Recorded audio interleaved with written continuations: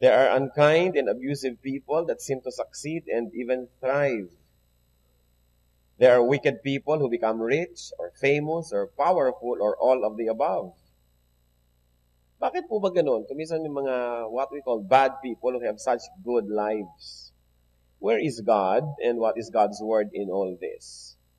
Kung ito po inyong katanungan o katanungan ng mga nagtatanong sa inyo, atin pong pagbulay-bulayan, ihingi sa Panginoon ng katugunan. Ang pag-aaral natin pinamagatang, why do good things happen to bad people? Bakit may mga mabubuting bagay na nangyayari sa masasamang tao? Panginoon, kami po ay pinupuri namin. Kami po ay yumuyukot sa sumasamba sa iyong harapan. Patawarin niyo po kami sa aming mga kasalanan, Panginoon. Linisin niyo po kami. Pakabanalin niyo po kami by washing us with the blood of Jesus. We declare ourselves your people, your protectorate, your church, your flock. And you, Lord Jesus, are the sheep. We are the sheep of your pasture, O Lord Jesus. We are the sheep of your church, and you are our shepherd.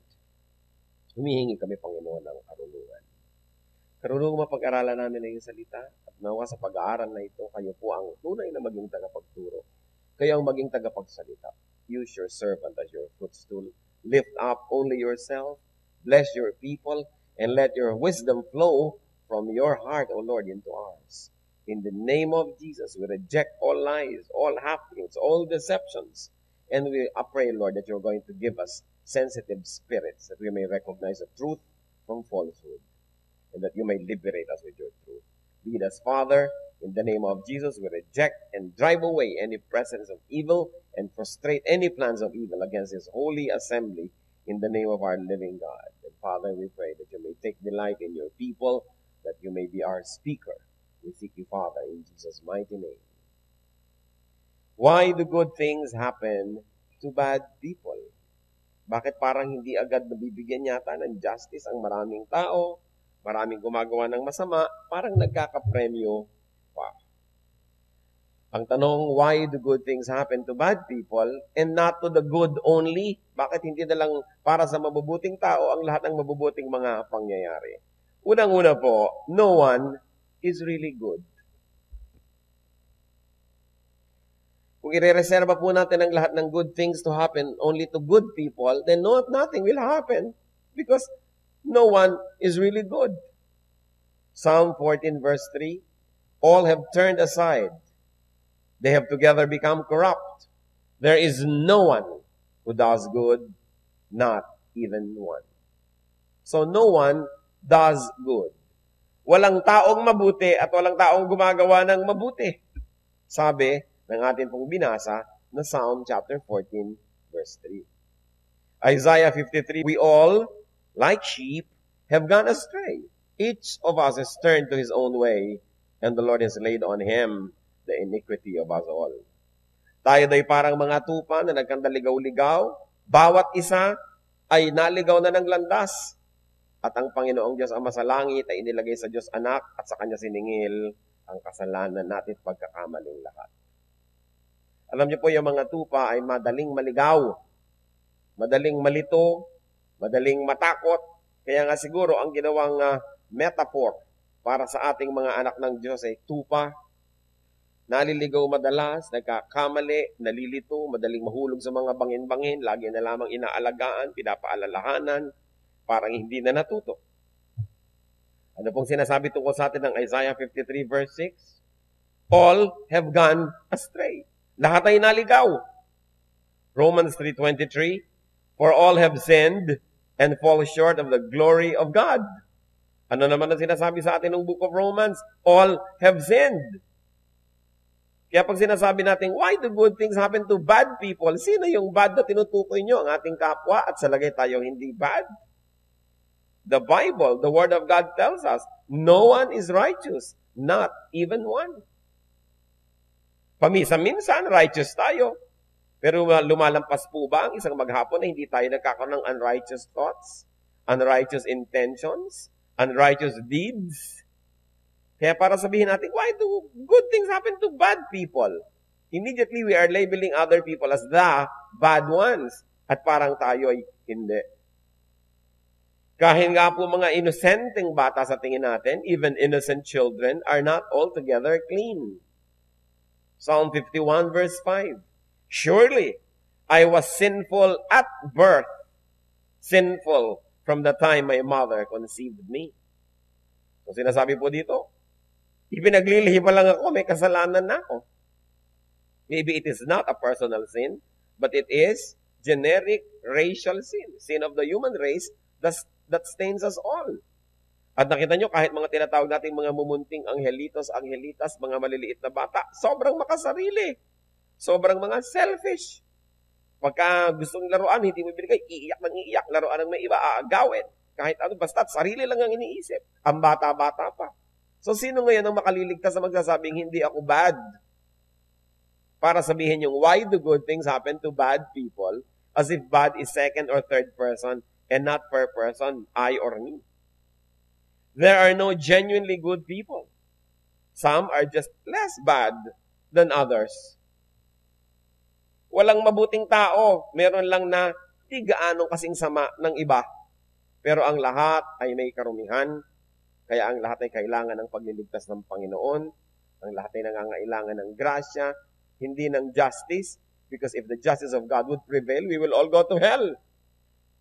May mga nagrereklamo pa, Pastor, unfair naman po ang Diyos. Bakit may mga pupunta sa hell? Talagang unfair ang Diyos. Kasi kung fair ang Diyos, lahat tayo dapat pupunta sa impyerno. Kaya talagang unfair siya. Ang nagwo-work sa kanya ay justice madalas. Kumisan kasi pag sasabing unfair ang Diyos, bakit may mga masasamang pupunta sa langit? Bakit naman yung kilala kong masama? Sayang naman na born again pa. Pati ba siya, maliligtas na rin? At anong gusto nyo? Kayo lang na makasalanan ng maligtas? Because all have sinned and fall short of the glory of God. So, pero hindi naman. Ako naman yung mga maraming mabubuting gawa. Nagtatights nga ako, nag-offering ako, nagtuturo ako sa Sunday school. Man's best deeds are just like rags to God. Ang pinakamalilinis at pinakamabubuti nating gawa ay para lang mga basahan sa harap ng Diyos. Kung ikukumpara sa kanyang tunay na kalinisan. Isaiah 64 verse 6. All of us have become like one who is unclean, and all our righteous acts are like, what? Filthy rags. We all shrivel up like a leaf, and like the wind, our sins sweep us away. Para lang tayo mga tuyong dahon na hinihipan-hipan ng hangin, kung saan dalhin doon nadadala, yun lang po ang ginagawa ng ating kasalanan. Parang malakas na hangin, na hindi natin maiwas-iwasan, tayo ay dinadala dito at sinisiklot-siklot doon at dito. To label some people as bad is almost self-righteous, mga kapatid.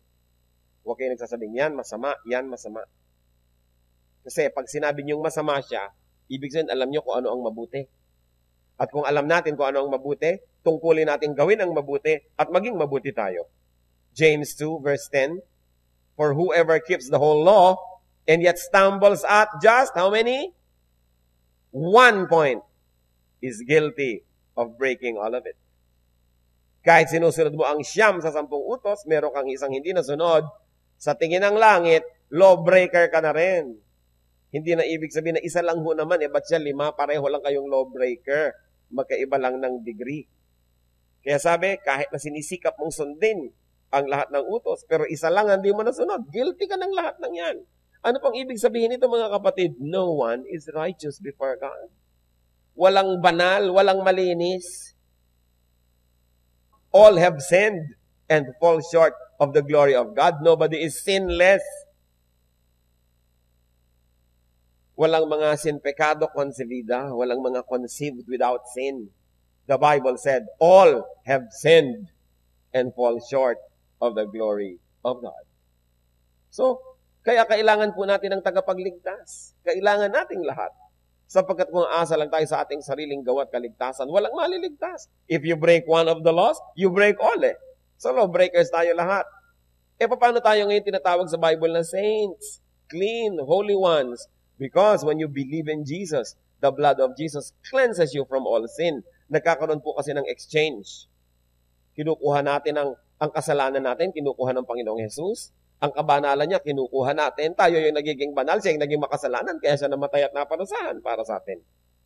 Paano yung hindi tatanggap kay Jesus? Walang kumuha ng kasalanan niya. Wala siyang pinagkunan ng kalinisan. Di dala-dala niya yung sarili niyang karumihan. Kaya nga siya mapapahamak. That's why without Christ, there is no salvation. Unless a man is born again, he cannot see the kingdom of God. Kaya hindi po tayo dapat self-righteous. Pag nagre-reklamo tayo, sabihin natin, bakit ito masama kung mangyayari sa kanya? Mabuti. Anong ibig sabihin niyo? Kayo mabuti. So no one is really good. That is one thing that we should always remember. Huwag din tayo naghahanap ng perfection sa ating mga Bible study leaders, sa ating mga elders, deacons, pastors. Lahat po tayo pare-pareho lang na nakatindig sa grasya ng Diyos. Pare-pareho lamang na upheld by God's mighty right hand. Walang taong mas banal at mas marunong at mas magaling kesa sa iba. Pare-pareho lang tayong umaasa sa awa ng Diyos. Kaya mahalaga, nagdadalanginan para sa isa't isa. Hindi yung pagka meron tayong kapatid na nagkamali, pagpepiestahan, puputaktihin, tatapakan, uusigin. Ikaw, Bible study leader pa naman kita, ganyan ka. Pero ang tanong natin, naipag-pray nyo ba ang Bible study leader nyo? Kung hindi mo ipinagpe-pray ay isang tao, wala kang karapatan na mag-comment. Wala kang karapatan na umusig. Dapat ka pang ang masisi dahil hindi mo ipinag-pray. Ang utos, pray one for another. Kaya nga siguro yan nadapa, nagkulang ka ng pag-support sa prayer. Teacher mo pala, pastor mo pala, ipinagpe-pray mo ba? Pagkatapos, pag nagkamali, kauna-unahan ka magko-comment. Kaya kitang-kita nyo kung gaano kasama ang kalooban ng tao. And sometimes, these terrible things happen inside the church. Kaya tuloy ang mga tao sa church, nagiging hypocrite, nagmamaskara. Kasi pagka may konting kamalian, meron konting pagkakadapa, ang kauna-unahan nagchichismis, taga-church mismo. Tanungin nyo nga ang katabi nyo, medyo ganito nyo yung guild. May maskara ka ba? Diba? Ikaw ba'y talagang ikaw na? Yan na ba yan? Kasi alam niyo po, kung nagmamaskara pa rin ang kapwa natin at kapatid sa church, ibig sabihin may kasalanan tayo. Anong kasalanan ko doon? Itatanong nyo. Siguro, hindi natin na ipababatid na hindi tayo judgmental. That we can be prayerful and supportive at pwede sila mag-relax at ipakita ang kanilang tunay na anyo, tunay nilang mga kahinaan para makapagtulungan tayo. Pero pag lagi natin ine-expect sa kapwa, ang galing-galing niya, lagi siyang perfect, mapipilitan siya talagang mag-pretend. Mapipilitan siyang ikubli ang kanyang mga problema. Sabi mo, oy, deacon ka, may problema ka pala sa anak mo, hindi ka na deacon ngayon. Pag tinanggal nyo lahat ng mga deacon na may problema sa anak, di walang natira. May kasalanan ka pala, hindi ka na dapat mag-minister, di walang natira. Kaya kailangan magtulungan, imbes na nagsisiraan. Because remember, even the Lord remembers that we are all made of dust. Habang mataas ang pagtingin natin sa ating kapwa, lalo mga leaders natin, lalo nating taasan ang pananalangin para sa kanila. Sapagkat kung merong isang demonyong naka-assign sa walang silbi-silbing Kristiyano, siguro yung maraming silbi, 7 ang naka-assign doon. Para siya patirin, para siya dayain, para siya magkamali at maraming madamay. That's why we should be supportive. Remember that we are all sinners. Forgiven sinners. Living by the grace of God. Importante. Kaya mag-iingat din tayo sa mga terminology. Minsan, dala-dala mo yung tiya mo sa church, sasabihin mo agad sa usher, sa salvation mo idalagay yan, hindi pa saved. Pagan ito. O itong kasama ko, ano to? Unchurched. Hindi pa nakakakilala sa Panginoon. Yung mga napaka-careless na mga words na pag narinig tuloy ng iba na nagpapantingan-tenga nila.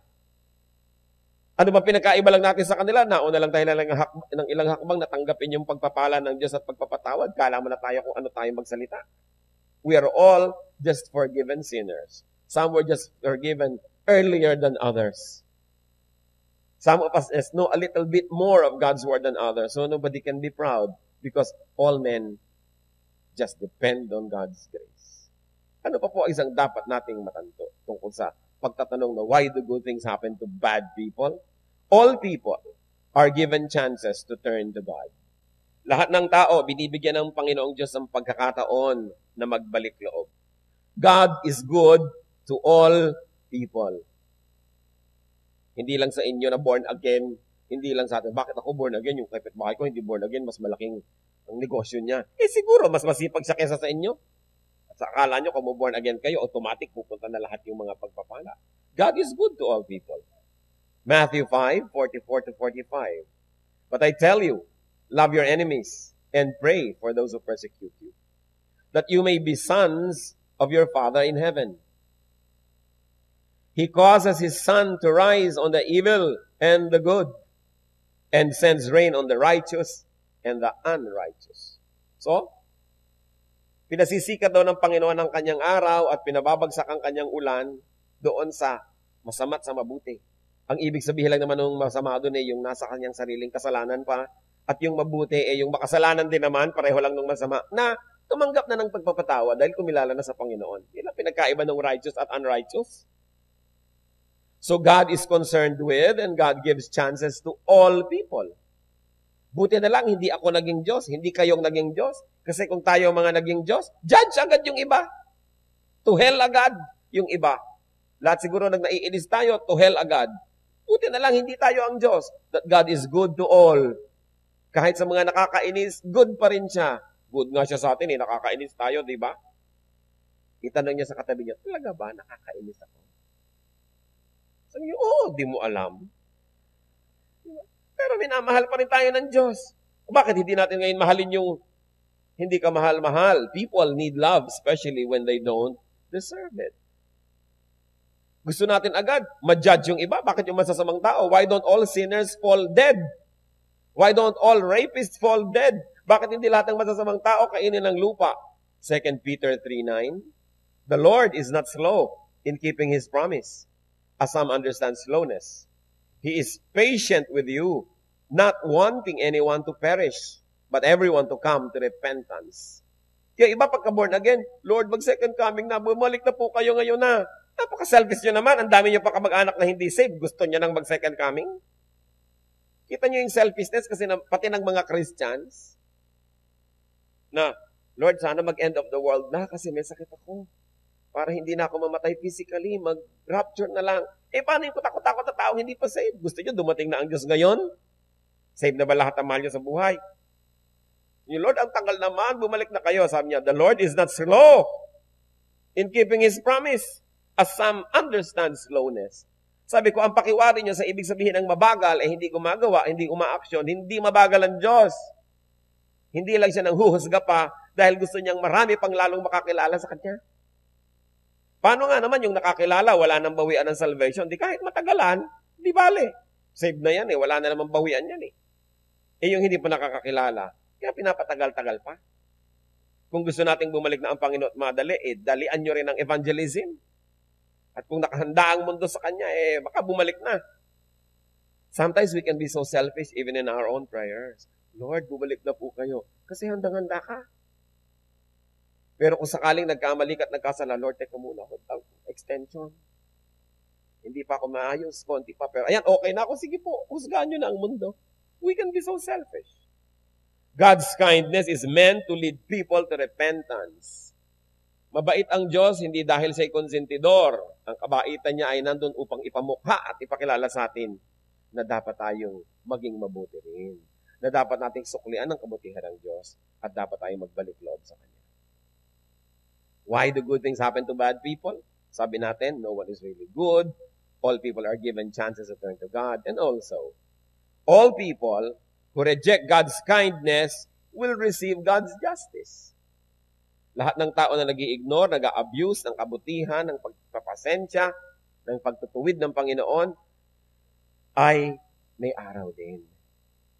People who reject God's kindness will receive God's justice in this life. Dito pa, may parusa na. And also in the next. Proverbs 29:1. A man who remains stiff-necked after many rebukes, na yan, sa kasalanan, na parang enjoy na enjoy, ang sarap-sarap ng buhay, yan ay pinapataba ng pakatayin.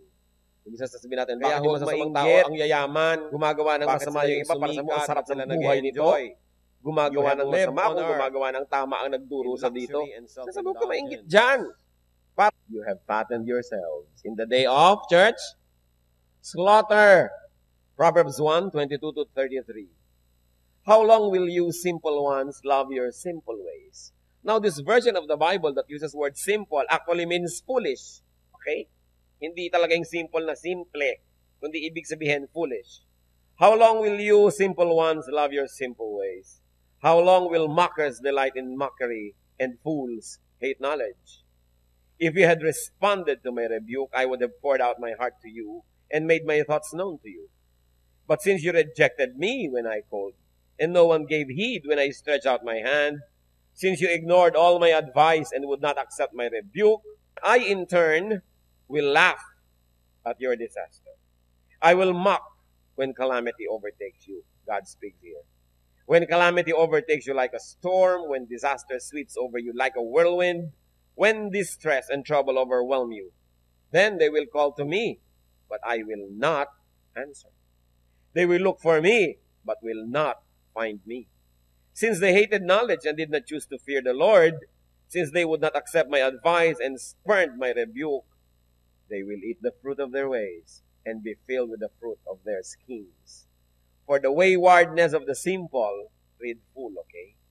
For the waywardness of the simple will kill them, and the complacency of fools will destroy them.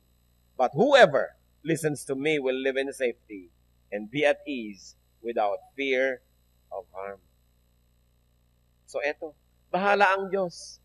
Doon sa talagang matitigas ang ulo, those that stubbornly live in disobedience to God. What did that reading share with us? That the stubbornly bad will be destroyed beyond repair. Yung talagang ayaw magbagong loob, ayaw hunos dili, ayaw bumalik sa Diyos, wawasakit din ang muling maribubuo pa. They will be slaughtered.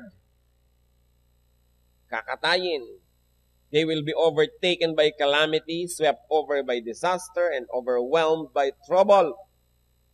In other words, yung tatlong sunod-sunod na ito, isa lang ibig sabihin, sila ay dadaanan ng kutakot na dilubyo na hindi nila makakayang harapin.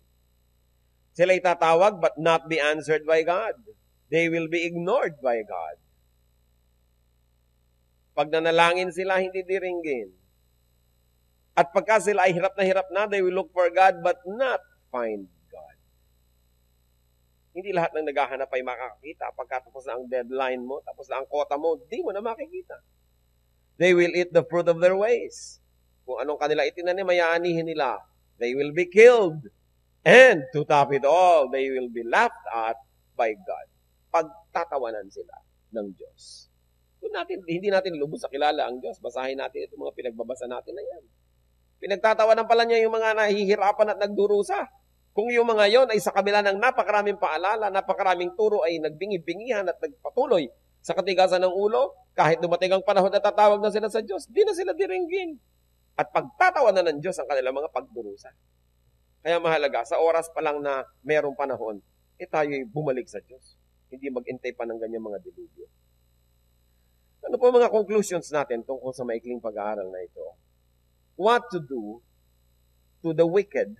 What to do about bad people who prosper, who enjoy, who succeed? Anong gagawin natin?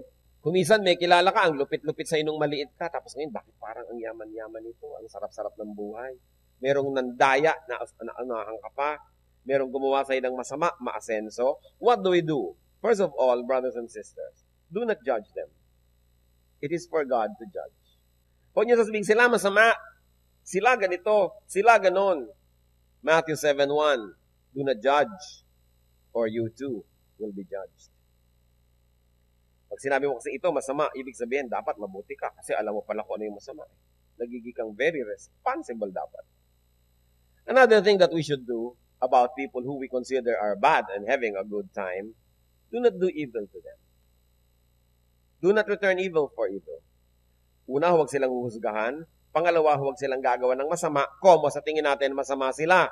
Matthew 5:43-48. You have heard that it was said, love your neighbor and hate your enemy. But I tell you, love your enemies and pray for those who persecute you, that you may be sons of your Father in heaven. He causes His sun to rise on the evil and the good, and sends rain on the righteous and the unrighteous. Tapos ibinigay niyo yung argumento, bakit dapat gumagawa tayo ng mabuti kahit sa masama. If you love those who love you, what reward will you get? Are not even tax collectors doing that? And if you greet only your brothers, what are you doing more than others? Do not even pagans do that? Be perfect, therefore, as your heavenly Father is perfect. A very intriguing teaching. Sabi, kayo, para matawag na tunay na anak ng Diyos, dapat gumagawa kayo ng mabuti sa masama. Bakit? Kung ang Diyos nga gumagawa ng mabuti sa masama, nagpapaulan, nagpapaaraw, doon din sa masama, para rin yung kanyang halaman ay tumubot mamunga, di kukumpihin natin ang ginagawa ng Diyos. Siya ay mabuti kahit sa masama. At sabi niya, kung kayo mabuti lang doon sa mabuti sa inyo, binabati nyo yung bumabati lang sa inyo, minamahal nyo yung nagmamahal lang sa inyo, di ba kahit mga taong hindi kumikilala sa Diyos ganun? Hindi ba kahit nga masasamang taong tinatawag natin mabubuti ring magulang, mabubuti ring kapatid? Hindi ba kahit mga suplada batiin may bumabati rin naman? So ano pinagkaiba kung babatiin mo lang yung bumabati sa iyo, katulad ka rin ng iba dyan? Sabi, pero dahil anak ka ng Diyos, dapat iba. Binabati mo yung hindi bumabati, gumagawa ka ng mabuti sa hindi gumagawa ng mabuti sa iyo, then masasabing, iba ka nga, anak ka nga ng Diyos. At tapos biglang ang ending, be perfect, therefore as your heavenly Father is perfect. Perfection here does not mean 100% holiness, kasi it is unachievable. Ano yung sinasabing be perfect? In the context of that whole paragraph, perfect means not returning evil for evil. Perfect means being good even to the bad. Kasi pag sinabi mong you should be perfect because your heavenly Father is perfect, hindi naman moral perfection yung pinag-uusapan dito. Ang sinasabi, ang Diyos mabuti kahit sa masasama. So ang ibig sabihin pala dito ng paggamit ng word na perfect, mabuti ka dun sa masama, therefore perfect ka. Kasi paano mo susundin yung be perfect? Impossible.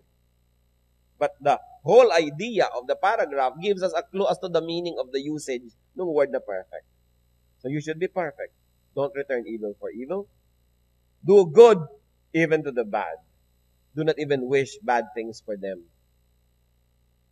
Kasi yung mga panalangin natin, mga hiling natin para sa kapwa, have a very mysterious way of returning to us. Yung sinasabi ng iba, talbog sa akin, dikit sa iyo. No? Pag nagsasabi tayo ng mga masasama laban sa kanila.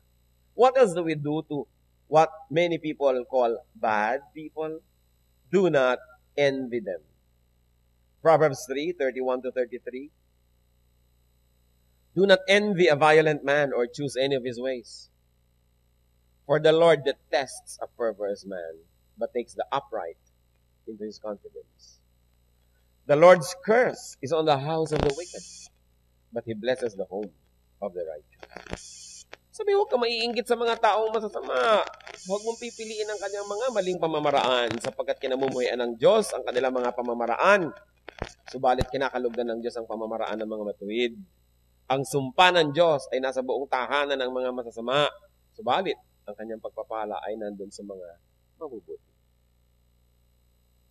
So pagka pala tayo gumagawa ng masama, hindi lang tayo ang aani, pati mga anak natin, mga kasama natin sa bahay, kasi yung sumpa sa buong sambahayan. Kaya kita nyo, pag may ama ng tahanan na gumawa ng mali, alam mo, nagkulasisi, nagganito, nagganyan, damay lahat. Kahit ina ng tahanan, gumawa ng mali, damay lahat. Pag may anak gumawa ng mali, nag-drugs at lahat-lahat, damay lahat, pati hikaw ng nanay nawawala. Damay lahat talaga. Nagkakadamay-damay. Kasi may sumpa. Kaya mahalaga, binabantayan natin yung tahanan natin na bawat member accountable to each one. Sabihin ng iba, wala kayong pakialam sa akin, sa katawan ko, kahit ihampas ko to sa apat na sulok ng Intramuros. Katawan ko ito, it's my body, it's my life. Paano mangyayari sa ating mga Pilipino na ikaw ay napahamak na hindi madadamay lahat ng kamag-anak mo? Kaya kung sabihin, it's my life. Damay-damay tayo. Kaya tayo may pananagutan sa isa't isa. What else do we do or not do when it comes to interacting with evil or bad people? Do not join them. Proverbs 24 verse 1. Do not envy wicked men. Do not desire their company. Huwag mong naisin na makatropa sila, makasama sila, makavibe sila, kung mo sila sikat, kung mo sila prosperous. Huwag kayong sasali. And do not wish bad things for them. Hindi bagay sa isip ng Kristiyano na nag-iisip ng masama sa kapwa at nagpaplano o nananalangin ng masama para sa kapwa. Do not rejoice when they suffer. Huwag na huwag magbubunyi pag kami nagdurusa. Kahit pa ngayon nagdurusang yon, sa tingin natin, buti nga dahil makasalanan ka, huwag magbubunyi. Proverbs 24, verses 17-20. Do not gloat when your enemy falls. When he stumbles, do not let your heart rejoice. For the Lord will see and disapprove and turn his wrath away from him. Do not fret because of evil men, or be envious of the wicked, for the evil man has no future hope, and the lamp of the wicked will be snuffed out. Sabi, huwag kang magbubunyi pag may nagdurusang mga taong masasama, sapagkat baka makita ka ng Diyos, hindi matuwa sa iyo ang Diyos, at yung galit niya ay mabaling, mawala dun sa taong pinagagalitan niya ngayon, at baka sa iyo mapunta. Kaya huwag ka sabing magbubunyi. Kung ang Diyos ay gumagawa ng kanyang katarungan, may itinatama, manahimik ka lang dyan, pasalamat ka at hindi ikaw ang tinatamaan. Pero huwag mong ipagdiriwang ang pagbagsak ng iyong kapwa, kahit pa nga sa tingin mo masama siya. Sapagkat pag nagdiwang ka, baka ang galit ng Diyos ay mawala dun sa tao. In fact, baka sa iyo mapunta. Kaya dapat binabantayan natin ang ating sarili. And finally, what do we do when there are bad people who seem to be having a good time? Do not complain. Do not complain to God. Do not complain about God and about God's dealing with men. Alam niyo po, merong isang ayaw na ayaw ang Diyos sa ugali, yung pala reklamo. Lalong-lalo yung nagre-reklamo laban sa Diyos. Na yung Diyos ko, bakit naman kayo ganyan? Bakit niyo pinapabayaan ganito? Ganyan. Ba't salagay mas marunong pa tayo sa Diyos? God knows His business. Diyos nga siya. Alam niya yon. And God is always right. Even though you may not always agree with God, God is always God. And therefore, He is right. Trust God, especially in matters of justice. Kung tayo po ay may mga sa paligid natin, nakikita natin na bakit ito umaasenso sa kadayaan, sa panlalamang, sa panggagancho, bakit ito sa shortcut niya, sa hindi niya sa pagsunod sa tamang batas, nagkakaroon siya ng nangyayaring mabuti sa kanyang buhay. Huwag kayong mainggit, huwag kayong magreklamo. Ang asikasuhin natin mga kapatid, ang sarili nating pananagutan sa Diyos, ituwid natin ang ating buhay, at kung tayo ay magagamit ng Diyos sa kasangkapan para maituwid ang iba pa, lalong mabuti. But let us not be judges. Let's bow before the Lord and think about this. Sino-sino ang mga taong iniisip nyo, ito ang sama-sama tapos nag-enjoy sa buhay? Ihingi natin ng tawad sa Panginoon ang ating pagiging judgmental. Ipaubaya natin sa Diyos ang kanyang pagkilos. After all, He is God of justice. Ang ating ituwid ang ating buhay. At kung meron po sa atin, kahit minsan naiinggit, natutuksong mainggit sa mga gumagawa ng mali, huwag na huwag gawin yun. Ang Diyos ay di natutulog at alam niya ang bunga ng lahat ng kamali ang ginagawa ng mga tao. Huwag tayong mainggit. So kung tayo man naiinggit sa mga kumisan na hindi gumagawa ng tama, ihingi din natin ang tawad sa Panginoon. Mag-ulay-bulay tayo at ipasuri natin sa Espiritu ng Diyos sa ating mga sarili. Let's be alone with God for a while. Seek God's correction and God's blessing.